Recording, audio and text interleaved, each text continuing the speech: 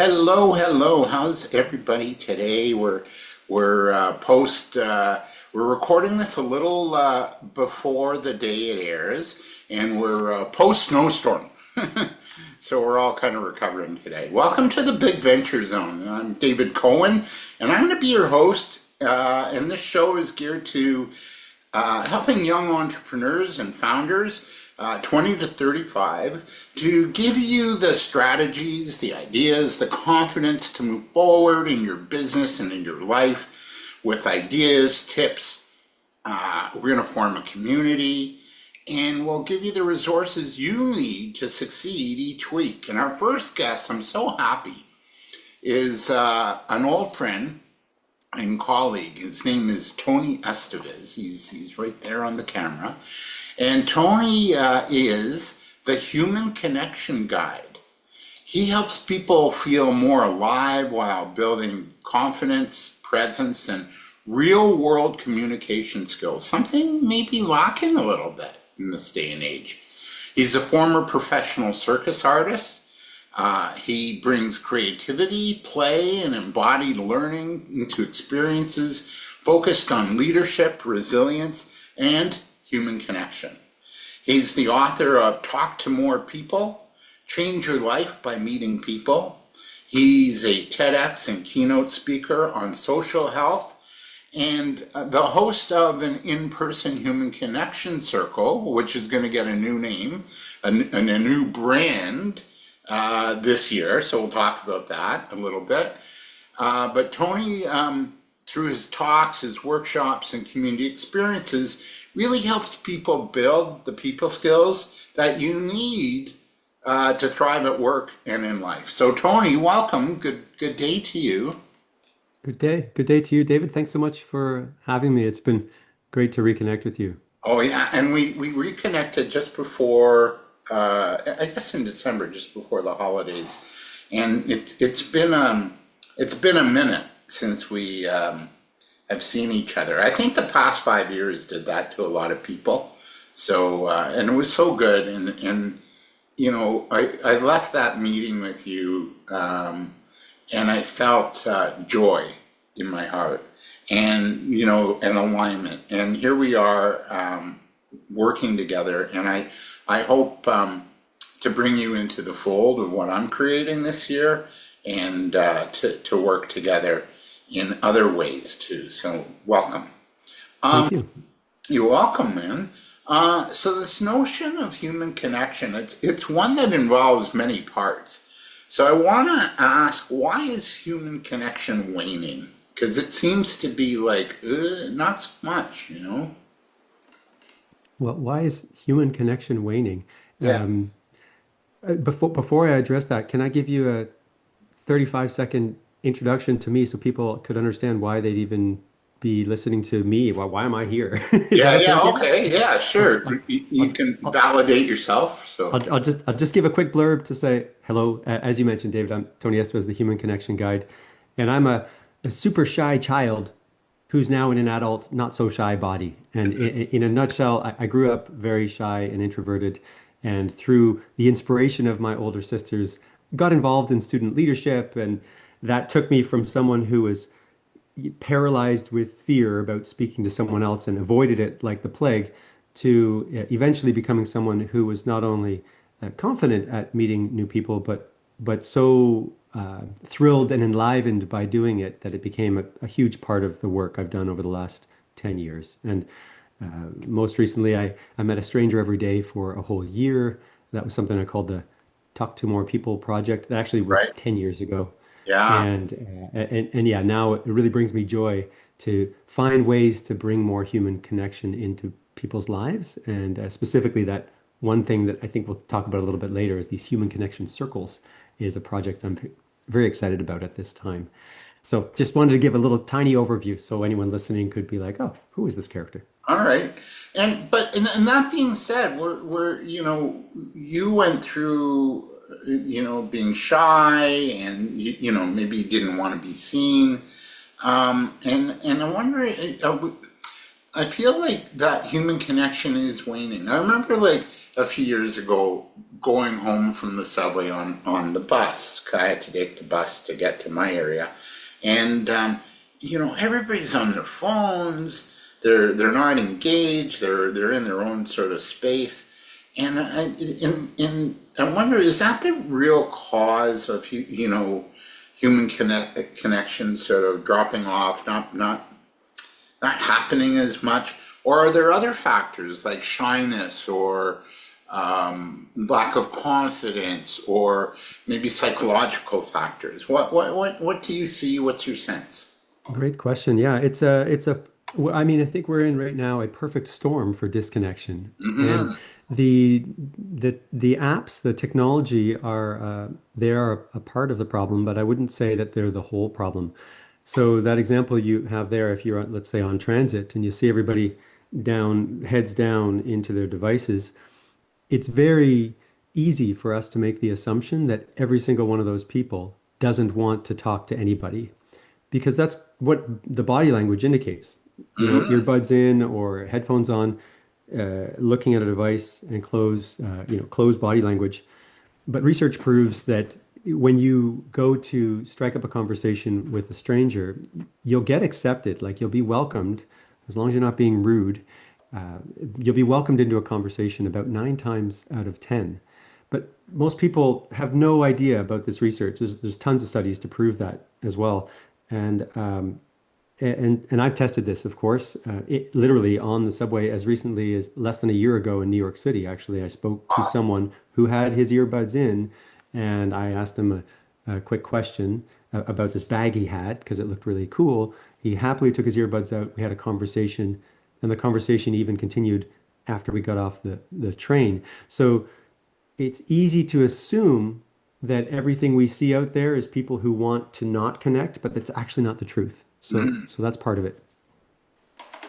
So there's a variety then of factors that contribute to this, non-connection.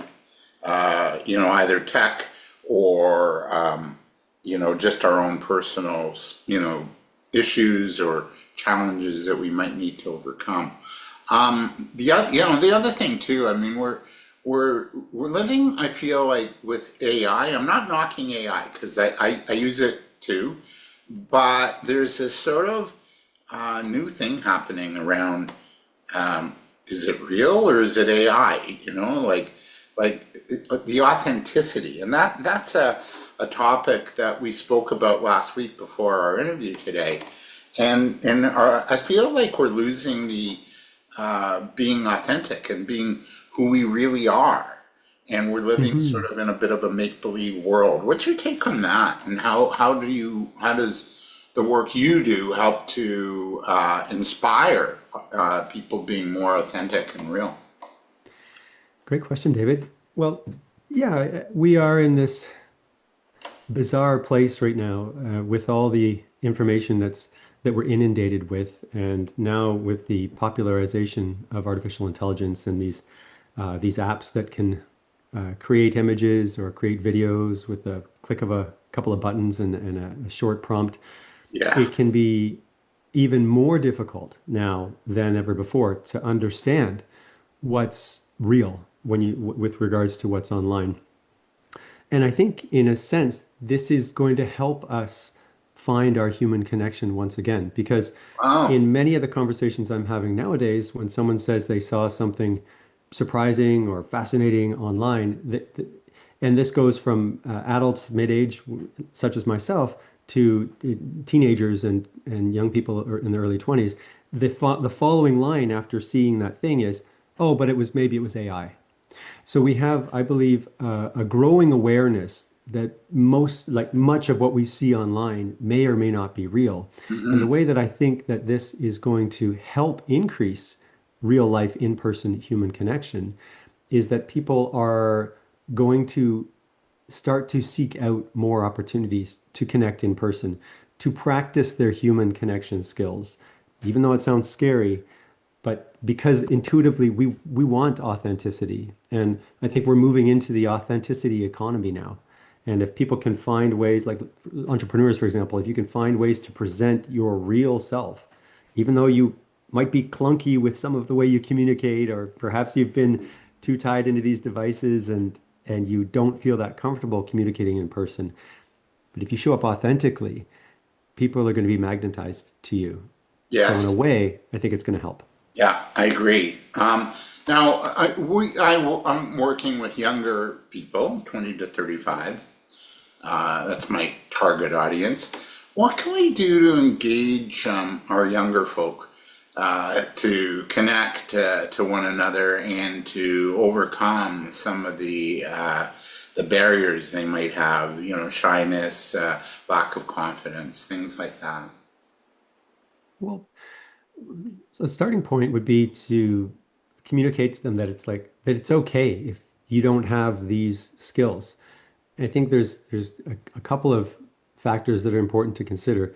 Number one, some youth who I've spoken to today feel a sense of guilt that they don't really know how to do some of the things that the older generations do, but also some of them just don't care and don't understand why it's important to be able to relate to people in the real life Mm, beyond the text messages, beyond the email threads, beyond the app chats. A lot of people just don't realize how important and necessary that is. And so it's our job in our generation to let them know, hey, this is like a pretty important way to navigate the world today. And then also to communicate to them that, hey, by the way, it's not your fault if you didn't learn those skills the way my generation did, because you were raised with all these devices and distractions and apps coming at you from massive companies that have unbelievable budgets to make the apps as addictive as possible. So it's mm-mm. like it's not your fault if you don't have these skills. However, it is worth noting that they are important life skills to learn. So, what can us adults, parents, for example, do to support connection, human connection at home, at work, and in the community? Like, what can parents or adults do to support our young people to really enhance human connection?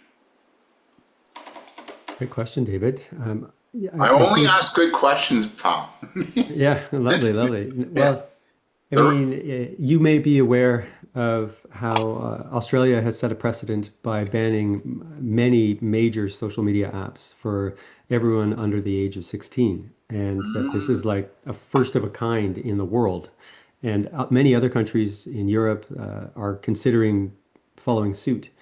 And so they're just sort of watching Australia cautiously to see like what's going on. And of course, there are people can jump on another app that's not currently banned, and there's workarounds around how to kind of fake your age and stuff. So it's not perfect, but they believe, from what I've read, that it's about making that statement that hey, we acknowledge the early life addiction to these platforms has been harmful in some ways, and so we want to do something about it. And so I'm really encouraged that that initiative has taken place, and I do think we're going to see more parameters on access to these social media apps for today's youth, like younger than the young entrepreneurs who you work with, but I'm talking like teenagers. yeah. And so as parents, I suppose, and I'm not a parent, so I certainly don't claim to be an expert at parenting kids with these devices, but I believe that as legislation like that comes down the pipe in whatever country you're in, you can do your best to support that. I mean, if you believe that these devices have caused harm, and because I know there's lots of parents who, when that came down in Australia, were like, oh well, we're going to find a workaround. That'll Hmm. be the case for those people, but not our kid. Like so it depends where the parent stands on this issue. Uh, but I mean, also just talking. My work in the past 10 years has been this idea called talk to more people. There's so much we can benefit from by just having a conversation. And my experience has been that people in their late teens, early 20s, or even late 20s are very often much more mature and adult-ish than a lot of society gives them credit for. And so, like, I don't think we need to talk down to kids. I think we need to just be open and even learn from them, you know? Yeah. So there's a couple thoughts there. I agree. I think they bring wisdom that we don't have, and Absolutely. I'd like to see though parents, having like a night, like a dinner where it's just conversation. Put away the phones. Let's talk. I worked last summer, not this summer, 2 summers ago, with a young lady that developed a card game and you had these really meaningful conversations with the cards. Like you would draw a card and you'd answer a question about your feelings on whatever, like some sort of issue. And when I saw her for the first time, it was a government learning program called Summer Company. And she introduced herself. I went, I got to meet this young lady. I really loved what she was doing. And thankfully, I got to mentor and coach her that summer. And I got to meet her about her work. And I feel like we need to be more proactive and not lazy about engaging with each other. It could be around the dinner table. It could be at the boardroom in the workplace. We have more connection. What's your take? Are you seeing this happen more, and is there more of an openness to this kind of interaction, be it at home or at work or in our social circumstances? It depends on the audience. So around the world, more and more organizations are recognizing the importance of having and maintaining good social health within your organization. World Health Organization last year announced that social health is as an important of a pillar of health as mental health and physical health, and that it should no longer just be kind of snuck into the mental health category, but that it's its own pillar of wellness. And so that's a pretty groundbreaking announcement and report on a global scale, such that institutions and organizations around the world are saying, "Oh, wow, let's talk about this social health thing." So on an institutional level, there's more and more openness to having dialogue about and putting resources and money towards training and development in the area of human connection and social health. Down at the community level or family level, I think we're still doing a lot of catching up. And it really depends on the family. So, I mean, I have friends who've raised their kids and didn't allow them to have devices until they were over 10 years old. Oh, wow. And Okay. they're happy, very active kids who use the devices but are not addicted because that's how they were raised. Right.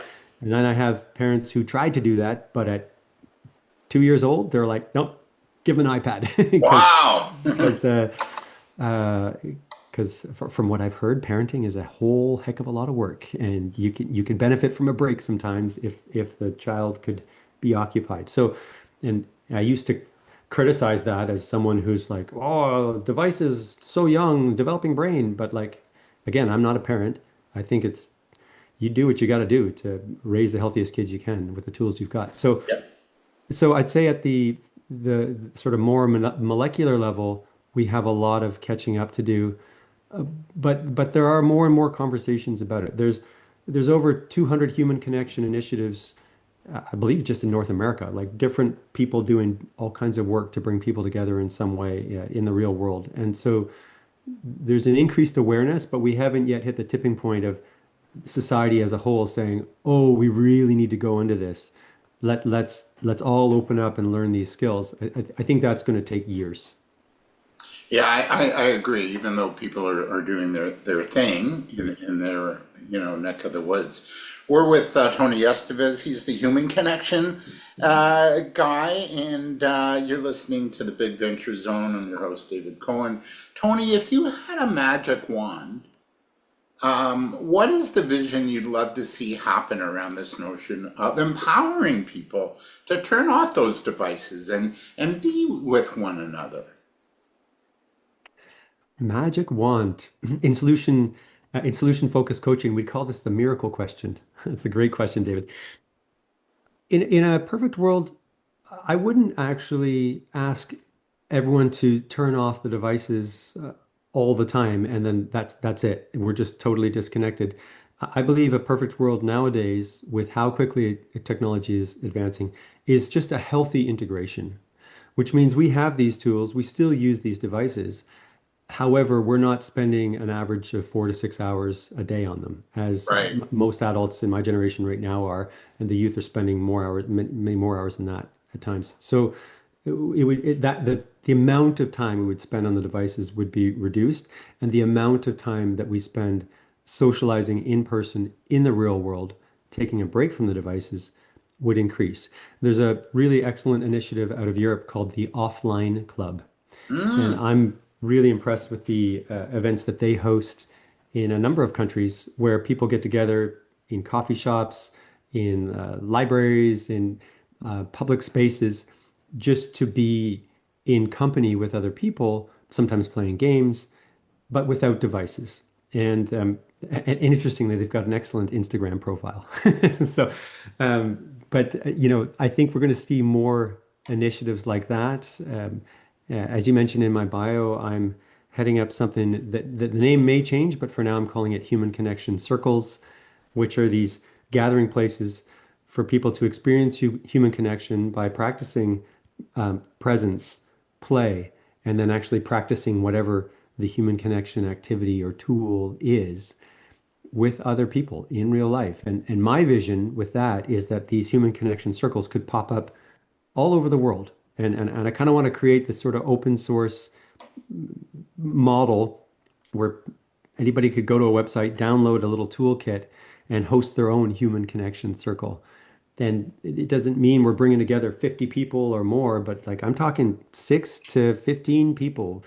But if this happened in a number of places and it was easy enough for someone to say, "Oh, I'm not a professional facilitator, but I could bring some people together."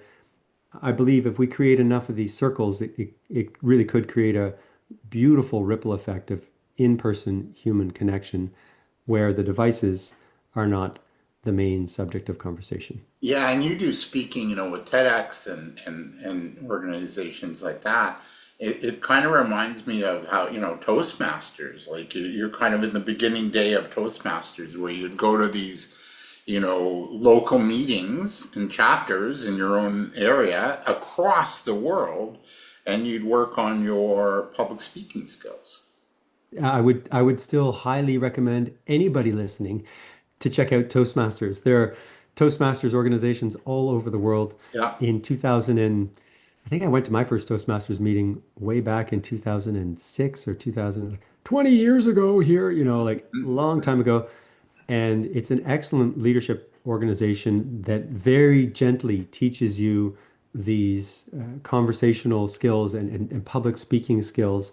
I'm a member of the Mountain Mumblers Toastmasters Club in Canmore, Alberta, and I greatly appreciate the meetings that they host there. And one thing I saw last fall is a woman who came in who said, I've attended a few meetings and I wasn't really comfortable to speak to start. But then after just practicing a little bit and getting like very gentle feedback, she says, I feel ready to speak on this panel at this big event that she had. And she's like, her confidence just Wow. went way up in as little as I think 3 meetings or something like that. And That's I would highly recommend anybody listening to this to check out Toastmasters yeah. because there's groups literally all over the world.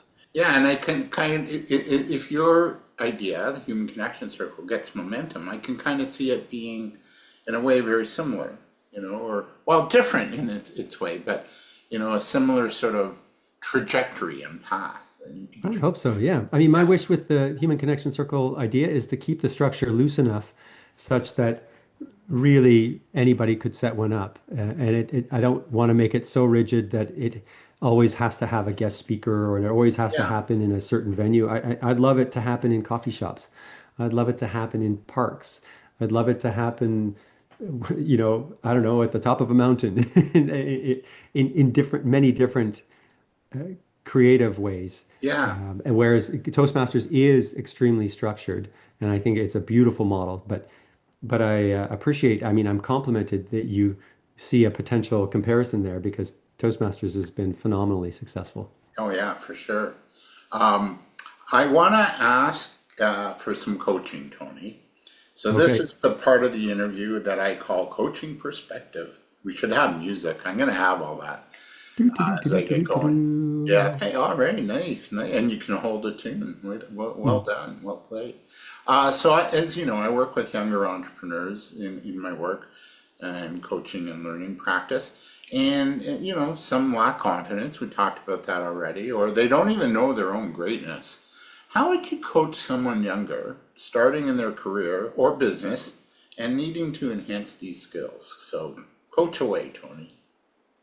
All right. So am I pretending that you are the person you just described? Is that No, no, just like, yeah, how would if you met somebody younger and they don't have their confidence or they don't know their greatness or their skills or themselves, what advice would you impart to them? well, if I was coaching them, I wouldn't give them any advice. Okay, That's not my model for coaching. okay, If you would like me to share some ideas about how I would advise them, I would yeah, do that. But in my study of coaching, my job as the coach is just to really help the person, the client, get really clear on what's most important to them. So if I was sitting across the table with a youth, as you described, yeah, and they came in to talk to me about building self-confidence, I would probably start by asking them, hey, how would you know at the end of this conversation that it was a useful conversation? Getting them to tell me what's most important to them in that conversation. So that's more of a description of my coaching style than what I think you're looking for. So if I was to advise someone on how to build their self-confidence, then I would likely speak about this concept that came up in my TEDx talk, which is called "How Meeting Strangers Saved My Life." And the wow, concept is yeah, this little tool where we take small acts of courage that push us a little bit outside our comfort zone, but then open the doors to transformation. And I call that micro bravery. And so when it comes to building self-confidence, I would invite the person whom I'm speaking with to consider what would be a small courageous act. Not a big grandiose act. If you've like never talked to a stranger before in your life, I absolutely would not suggest just go talk to that person. That's likely not going to be effective and it's likely not going to happen. But if you've never talked to a stranger before and you're curious about doing so because you understand that having good social health at midlife is the number one factor that's going to predict how long and how healthy of a life you live, mm-hmm. then I might suggest, well, could you identify what is a small act of courage that would make you a little uncomfortable, but not paralyze you? Which in some people's case might just mean making eye contact. Like, could you look at that person over there until they make eye contact with you without needing to run to the washroom, you know?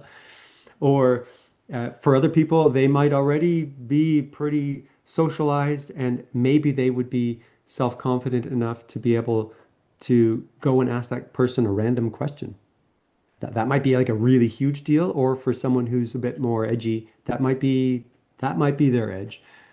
So it would really depend on the individual who we're speaking with, and I would want to get to know kind of what's their entry point, and then we would find something that would be a small, courageous act as a ramp up. Wow, great, you know, advice and wisdom, and you blew past the coaching perspective. So Well, and well, actually, well, can I share just a little bit more about yeah. why I think these small acts are so impactful?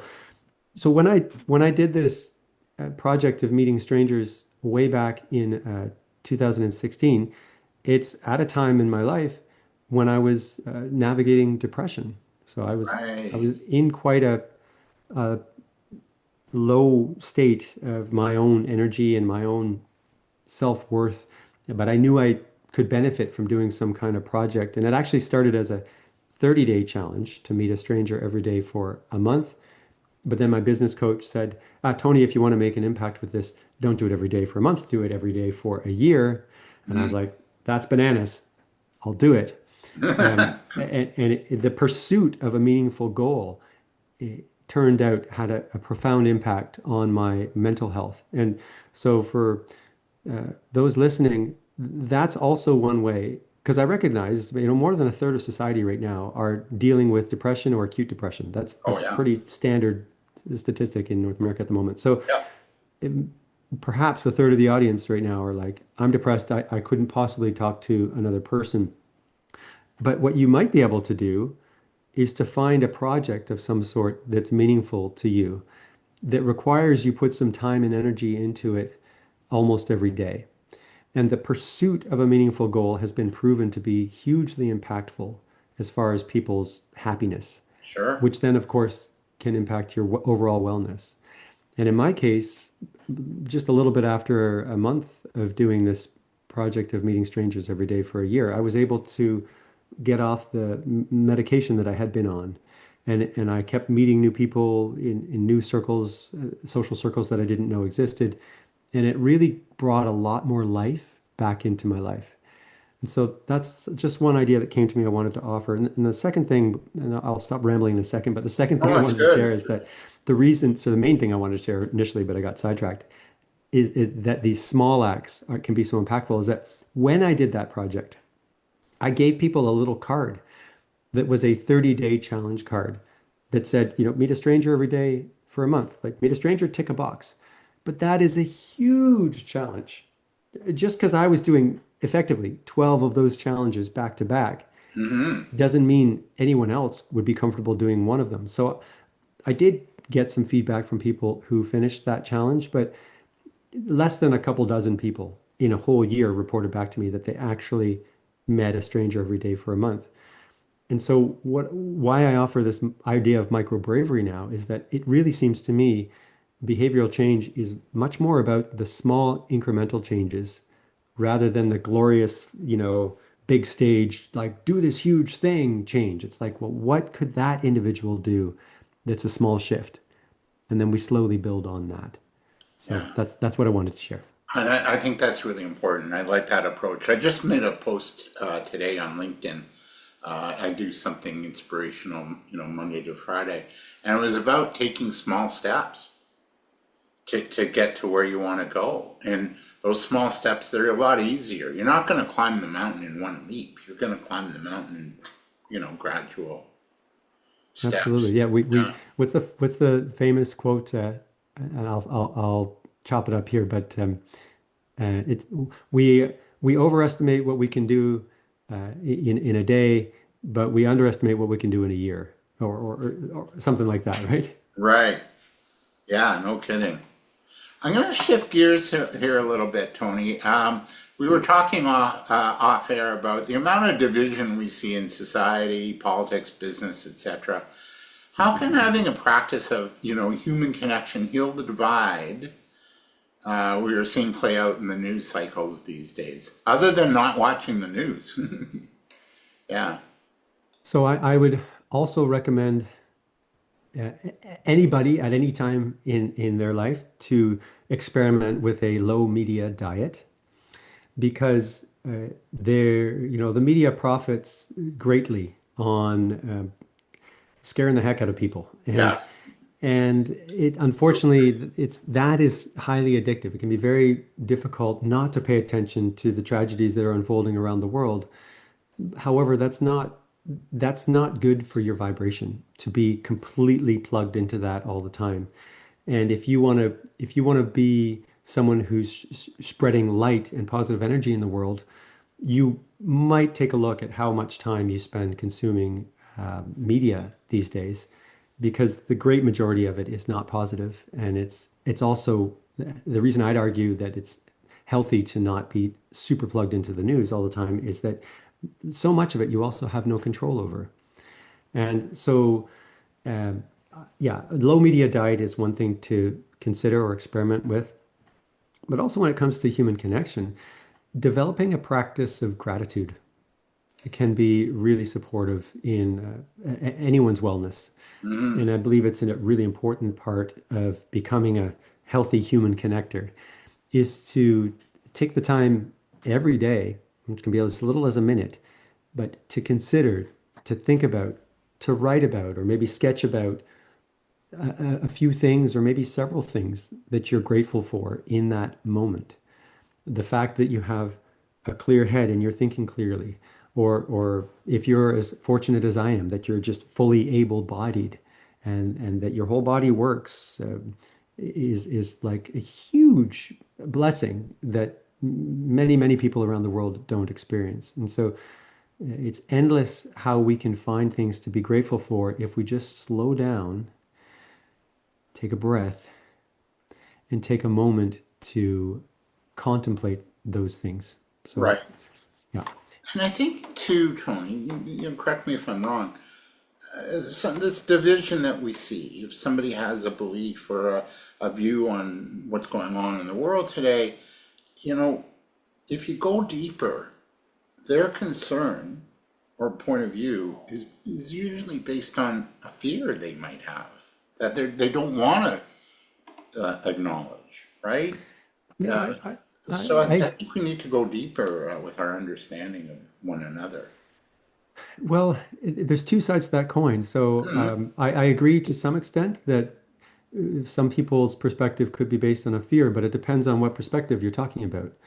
Because the opposite perspective couldn't necessarily say that about the one perspective. So I think when it comes to people seeing things very differently, and in particular, what we've witnessed over the past 5 years, how the world has become more polarized than ever Mhm. before, that I think it's incredibly important uh, for people to find ways to accept another person's perspective, even if you completely disagree with it and you think it's out of this world, bananas, doesn't make any sense. I think people could really benefit from just accepting and not always acting on that impulse to immediately challenge it and try to stomp it down and try to force your opinion down someone else's perspective, but rather just recognize, okay, perhaps we have different worldviews for reasons that I don't necessarily understand. Mhm. Perhaps you've had a whole bunch of information that I haven't had, or I've had a whole bunch of information that you haven't had that has put us in very different directions. But at the end of the day, we're all human beings. And ultimately, our needs across societies, cultures, they're all the same. We want to be healthy. We want our families to be healthy.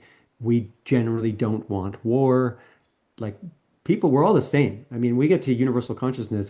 David, you and I are the same person. This isn't two Mhm. people having an interview. This is an energetic person speaking to an energetic person who is actually of the same source energy that came into that this universe is vibrating on, right? So when I harm someone else, I'm harming myself.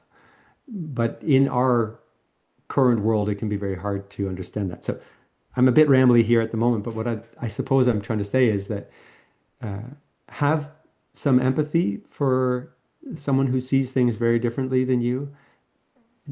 You can benefit from not trying to shove your perspective down their throat, whether they're experiencing their perspective, if you believe they're experiencing their perspective from fear or not. I think we just need to learn to coexist and just Yeah, understand, hey, we just want to be happy, healthy people. right. And it reminds me of an author and therapist out of California, Gerald Jampolsky. I'm going back on this one. And I remember a quote, and I'm probably not 100% efficient with the quote, but he said, you can choose love or you could choose being right. What do you Mm. choose? Right? So, yeah, being right means you almost, you're void of love. Yeah. Yeah, and I think I've heard that comparison as well. You could choose love or you could choose fear. Yes. And I think that when someone is so staunchly in their perspective, what I think is really happening is that they're kind of stuck in ego.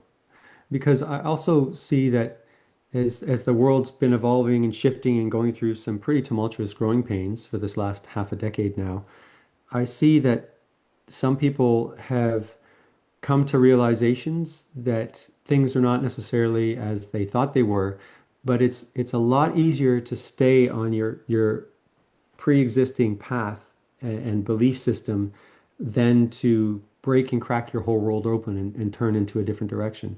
And it takes a lot of courage, and and it's very difficult to do. And I think that to stay in a kind of belief system that underneath the layers you kind of feel like, I think there's something off about this. It's your ego that is pulling you down that pre-existing train line. And it takes a lot of courage to allow yourself to really explore another perspective, and consider challenging your own beliefs, especially if they've been ingrained for years or decades. Right. But it can be done. Yeah. I agree. I think our beliefs get us into trouble. If we, Of course. who, there's oh man, Byron Katie. Like, who would you be without that thought or belief? And who would you be? What if your belief is like, you're a little bit misled? So I think we need to look at that. You know, it's just, I find it sort of sad and a bit disturbing, truthfully, as we kind of wrap up, that, like what's lacking in our own personal life, that we're so vicious with people, that we ghost, gaslight, cancel, and at worst act out in a violent manner. I mean, we really need to sort of work on ourselves, work on those beliefs, work on being, better human beings. And it starts, to me, I think, with human connection and the work you're doing. What's your, just final thoughts on that? Yeah, well, final thoughts. Yeah, I believe, as I said, like our world's in a very tumultuous time right now, and depending how plugged into the news you are, you may be hearing this and being like, "Oh my goodness, the planet is doomed." I actually see that, excuse me, I actually see that we're coming to the end of some very, very hard growing pains. And actually, all of the violence and terrible stuff that we see going on in the world at the moment is leading us towards a much better world. There's enough people who are seeing the atrocities that are happening in the world nowadays that I believe, I have hope that more people are going to raise their voice and say, we're not going to Enough. take this anymore. Yeah. So I'm actually optimistic that as more people become aware of the importance of having in-person, face-to-face human connection, and wanting to deal with some of the darker stuff that's going on in the world, I'm actually very optimistic that we're moving into not only a more pleasant, healthier, less violent world, but actually literally a higher state of consciousness. Mm-hmm. I believe that globally we're going through, and for some people listening, this might sound a little woo-woo, but I believe that we are going through a transformational shift in human consciousness that's going to take a few years, maybe even several more years, but that we're already in it, and people Yeah. are kind of waking up to see that we can create and we can have a more beautiful world. And you just keep your eyes open to find the communities that really resonate with you, and find the people who really light you up and make you feel alive. And we can build a better world through small in-person gatherings. Even online gatherings, of course, can also be really Sure. impactful. And I'm feeling very optimistic that we're heading into a more beautiful world, but we still have to, unfortunately, go through some challenging times. Yeah, and then that's a beautiful way to sort of complete our conversation. We're with Tony Esteves, the Human Connection Guide. Um, just as we wrap up, I've got to thank you. You were perfect first guest. Um, you've got some goals and things that you're doing this year. Where do we reach you to learn more about you and your work and your message, and these human connection circles, or the micro bravery approach? Where do we get in touch with you, Tony? Yeah, thanks for asking. So, best place to track me down is my speaker website. So that's tonyesteves.com, and that's Esteves. Mm-hmm. And I do still use Instagram from time to time. I have an Instagram profile from the work I've done over the last 10 years called Talk to More People, like with the number two, like we can see here. Yeah, yeah, Talk to yeah. More People. Good, So good. I'm hanging out there from time to time, and of course I'm active on LinkedIn as well. So happy to connect with anybody who's intrigued by this conversation, and thanks for having me, David. Yeah, you're welcome. And you know, you've got some lofty plans. So, you know, Godspeed to you because we need it.